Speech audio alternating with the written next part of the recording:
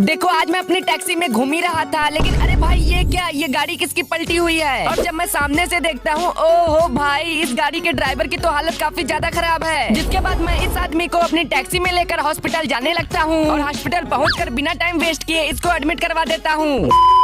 और सुबह से शाम हो जाती है और मैं यही बस दुआ कर रहा था कि वो बंदा जल्दी से जल्दी ठीक हो जाए, और तभी वो बंदा मेरे पास आ जाता है। आपने मेरी बुरे वक्त में मदद की, बहुत बहुत शुक्रिया। जिसके बाद मैं इस बंदे को सेफली इसके घर पहुंचाने जाने लगता हूं। लेकिन भाई ये क्या, मतलब ये बंदा ऐसा वैसा नहीं, एक बहुत बड़े सुपर कार शोरूम का मालिक है। आपने मेरी जान बचाई, इसलिए आपको जो गाड़ी पसंद हो आप ले सकते हो। क्या सच में? जिसके बाद